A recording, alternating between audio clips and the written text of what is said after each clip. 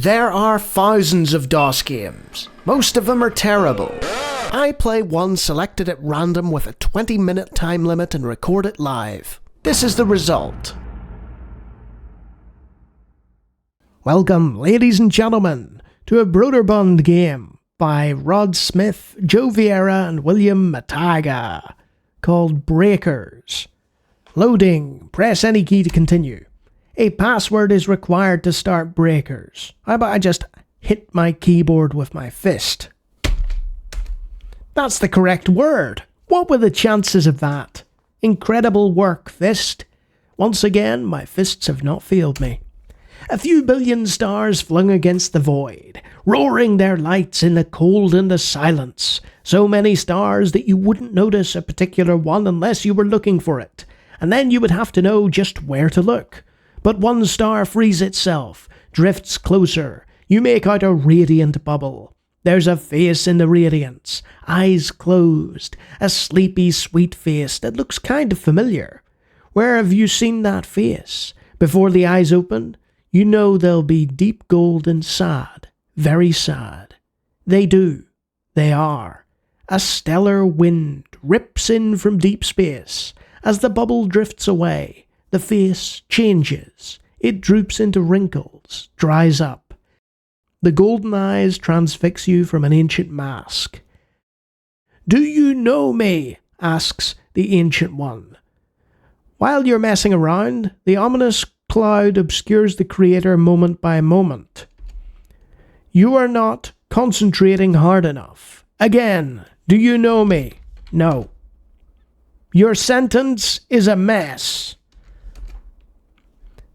You must have gone to some backspace academy where nobody cares about grammar. Yes. Yes? Why? Sorry, the word why is not quite cool in the currently popular lingo. You can't go north. You just can't go down. What about up? You more or less can't go up. You plain can't go south. You can't possibly go east. You pretty much more or less, in actuality, plain cannot go west. Talk. Let's see. What if we put it in quotation marks? There we go.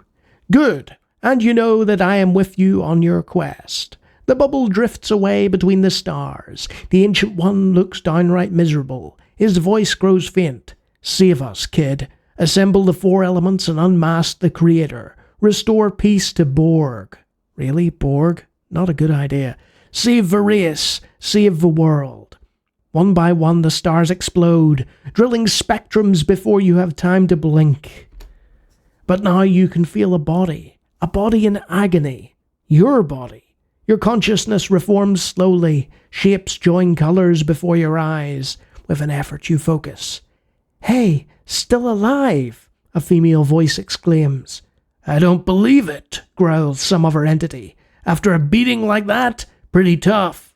A tall, straw-haired woman in adventurer's garb and a huge, pan-faced being stare down at you.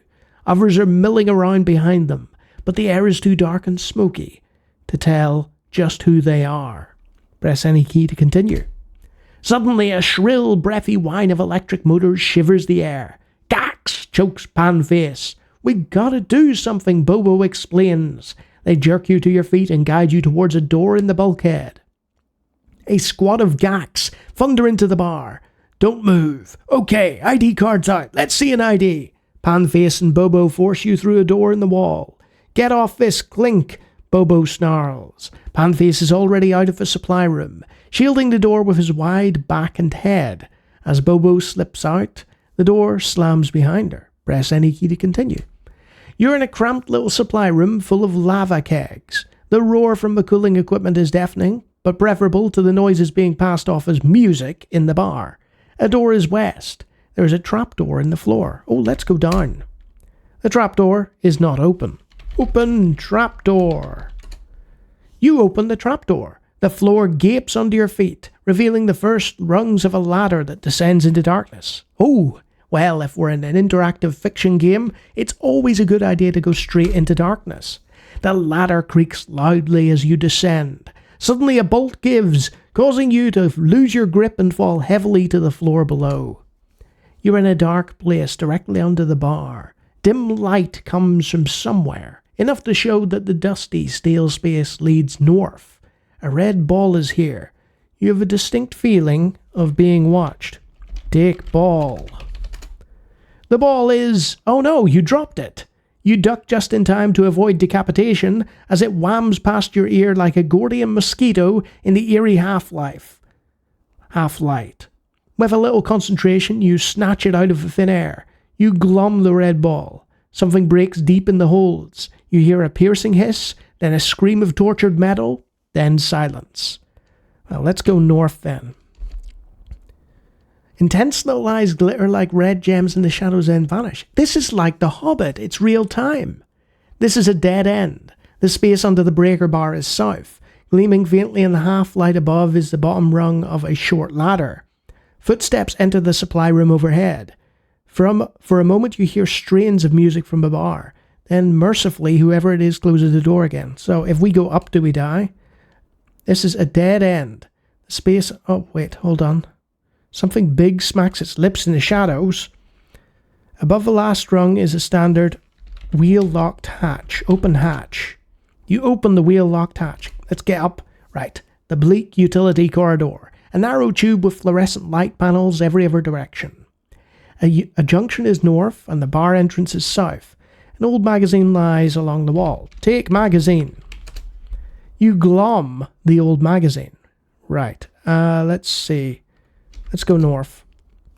You've come to a junction of 3 utility corridors, one curving away to the northeast, a second curving to the northwest, and a third running north and south. Oh, good grief. This corridor is dark and dusty. One whole section of the corridor seems to be an abandoned maintenance area. Hundreds of forgotten, now rotten hoses hang from the racks on the south side of the corridor. The corridor continues northwest or southeast. Let's keep going northwest. This is a junction with corridors extending to the southeast and southwest. A dim space is to the southwest. An ugly gack stares down at you. An overhead pipe bucks for a moment, dropping a shower of paint flakes and grime. The gack looks scandalized. What are you doing out here? Breakers are confined to the dive. Get it? He flips a switch under his vest. Almost instantly you hear the whine of a gack-mobile. The gacks throw you face down on the back platform and take off. In moments you find yourself back in the bar. This is the kind of low-life bar you find in the lower levels of every industrial colony in the universe. Pick a sob story. Someone in here knows it by heart. There's an exit to the north wall, a dance floor to the west, a service counter to the south, and a door to the east. Buchanan's managed moves among the breakers, conversing idly and dispensing useless witticisms. Okay, let's go west. You sliver out of the mass of sweaty bodies onto the slightly less crowded dance floor. This dance floor has been the last stop for countless degenerates on their long slide to personal and financial disgrace. It's a junkyard of ruined careers, a sprawling ground for untold ill-advised schemes and a wellspring of madness. There's a stage on the north wall and a seedy booth to the south. The bar's east. A bunch of drunken breakers lurch around the dance floor, bashing into one another with apparent relish. Okay. While you're messing around, the ominous cloud obscures the career moment by moment. So it's telling us, hurry on. But I'm going to leave it here. This is an interesting piece of interactive fiction, I have to say. I'm not entirely sure about the real-time element, but yeah, its prose is purple enough, and it's very descriptive, and written quite well. So those of you who are fans of interactive fiction, and those of you who can get behind real-time interactive fiction, there might be something interesting here for you. And if you like me, taking on adventures in interactive fiction I'm entirely unsuited towards, I play hundreds of games, graphical or otherwise. Feel free to take a look at them, and if you like what you see, you can always subscribe. And if you know how to mingle with the bar folk, get underneath, and deal with a gack in person, you're probably one of my secret cabal of patrons. Look at those great names. Their lives are an interactive fiction of wonder. And I mean that in the nicest possible way. So yeah, quite interesting. I guess it's one of those you just have to venture further into before you find out if it's any good or not. And there's a plane flying overhead as I try and record. Oh well. Until next time.